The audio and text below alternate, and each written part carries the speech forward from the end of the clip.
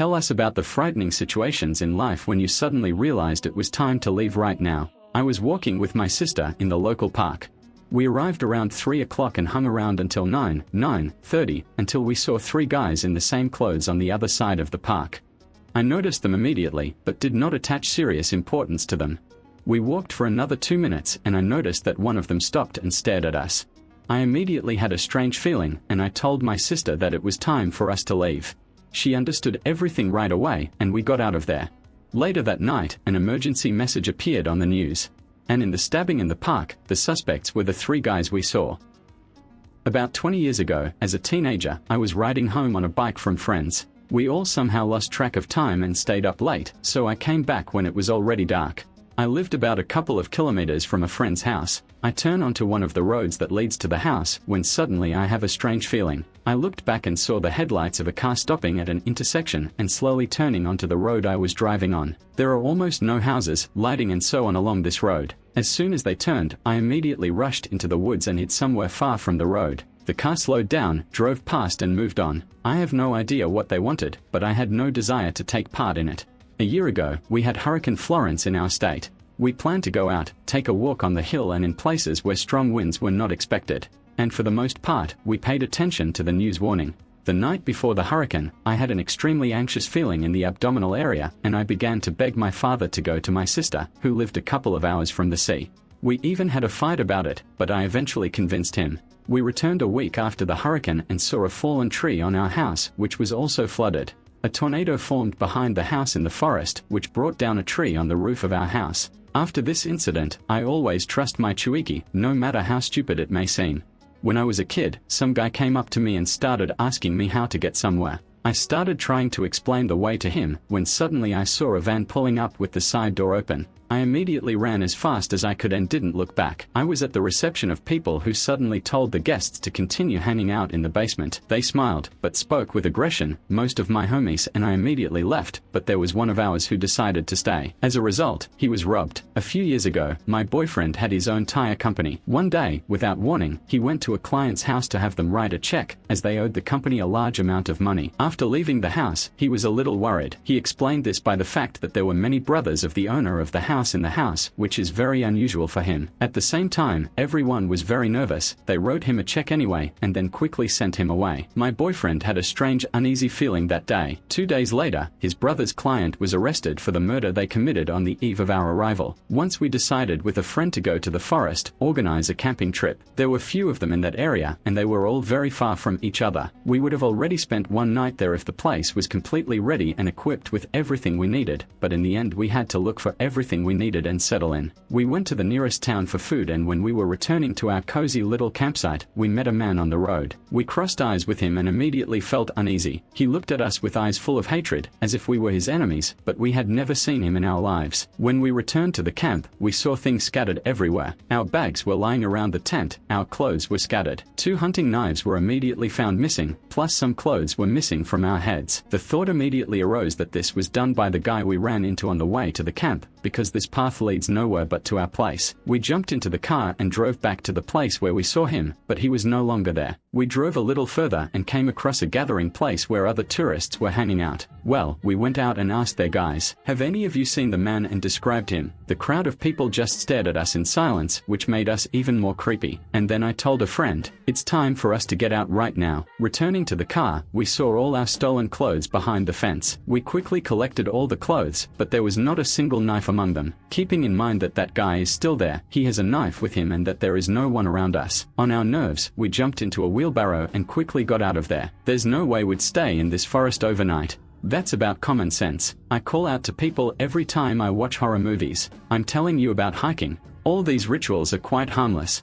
It was about 2 o'clock in the morning. We were sleeping in an apartment on the top floor when we suddenly woke up to a fire alarm going off. It was late. We didn't want to get up so much, and we thought the alarm was false. And then I suddenly saw smoke seeping out from under the door. It was scary to imagine what was behind the door. We ran as fast as we could down the stairs, choking on carbon monoxide, and could barely see where we were running at all. A terrible experience that I will not forget. I will keep the story in my head and try to take fire alarms more seriously. We had a drink once at a bar with friends in Sydney. We didn't pass two guys. I accidentally made eye contact with them. One of them took out a gun, pointed it at me and nodded towards the door. He didn't have to repeat himself. In my freshman year of college, I went to a party. There were some dubious types there. The evening was getting very tense, but there were no fights or anything like that. As night fell, it became clear to me that something was coming. I warned my buddy that it was time to leave. No later than 5 minutes after we left, one person was cut and the one who cut was shot. What the fuck kind of college is this? My car was stolen the same night we moved into a new house in a very nice neighborhood. The neighbors warned us that there has been unrest in our area lately. Robberies occur periodically. They told how they had recently robbed a woman who opened the door when someone knocked on her house in the middle of the night. Unknown assailants attacked her, robbed her and almost killed her.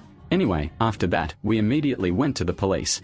A couple of days later, in the middle of the night, I hear a knock, open the door, the police. Well, keeping in mind the story of the poor woman's recent robbery, I was wary and didn't answer anything.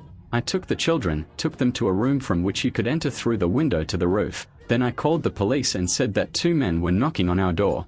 Introducing myself to the police, I was told that there were no police in the area. They will send a car immediately. It turns out that these were the same guys who stole the car and suddenly decided to return. My car was returned to me. They brought her with them. How nice of them. I hope they filled up a full tank. On vacation, I walked around the nature reserve. It was made in the form of a crater with a path at the very edge along which you can go down. Almost to the end, I had a strong feeling, well, Ivan fuck going down there. Later that day, I learned about a woman who died from being hit by something heavy when children were throwing boulders and branches from a slope. I was babysitting a child when I suddenly heard someone scratching something metal and glass. I immediately hid the children in the closet and called the police. A little more and we would have been robbed, or worse. With your lightning-fast reaction, you've probably saved a lot of lives. Great job. I was walking along the length of the road. There were no houses, only the cemetery of KO. A van with two guys pulled up to me. They asked if I didn't want to leave so they can give me a ride. It was in the late 90s, when hitchhiking was not something legal and customary. Well, I'm talking. No, thanks. I almost got home. They did not lag behind, they followed me with the windows down, they persuaded me. Yeah, come on, jump in the cheats. At some point, they just start getting out of the van. I was just a teenager and they were in their 20s. I realized that I had to tick my way. I trampled for about a kilometer until I reached the nearest alley and hid near the first building by the road. I waited for 15 minutes and only then, after making sure that they had fallen behind and were not selling, would they continue to follow me. I went home. Let's go on a second date with a guy. At some point, he wanted to go to his house to grab something and invited me in. He was very hot, but without knowing why, I felt some discomfort next to him. We went to his house and it was straight inside. It's a little creepy. The guy had money and the house itself was luxurious. He was flawless and completely sterile. There was nothing hanging on the walls, all the shelves were empty. Nothing, no books, no compact discs, nothing. I asked him how long he had been living there and he answered, 5 years. He went into the kitchen for something and shouted at me to go into his room and get the keys from the top drawer of the dresser. A terrible chill went down my spine. I immediately moved closer to the front door. I didn't want to let him get between me and the exit in any way. He asked me to come into the room again. I laughed and said, no, dude, I'm so hungry. Let's go.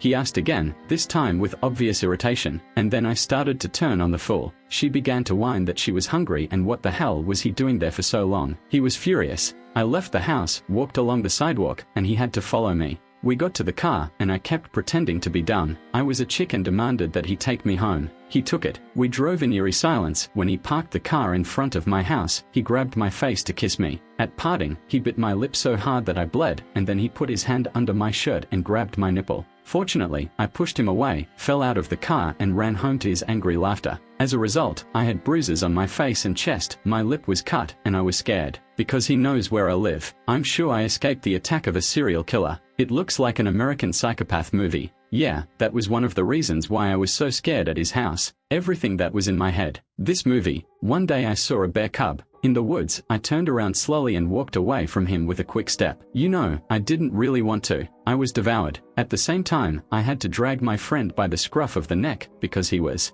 I didn't understand. And why are we suddenly turning around and stomping back where we came from? You wouldn't really have been eaten, but his mother would have definitely killed you. The most dangerous thing that can be found in the forest is a bear cub. I remember how we did it once. My grandmother and I were driving down from the mountains and saw a bear cub run out and stop on the road. He just stared at us and waited. Grandma slammed on the brakes and we got up later. Well, maybe for 5 minutes the bear finally moved on, but Grandma sat motionless. I asked her what she was waiting for. Why weren't we moving? She pointed out the side window. That's why I looked out the window and saw a big old bear slowly stomping after her little bear. Mine was wild, scary, but at least we were in a car and could have stolen a little bit quickly from there. Thanks a lot for watching. In the comments below the video, you can tell us about a frightening situation in life when you suddenly realized it was time to leave right now.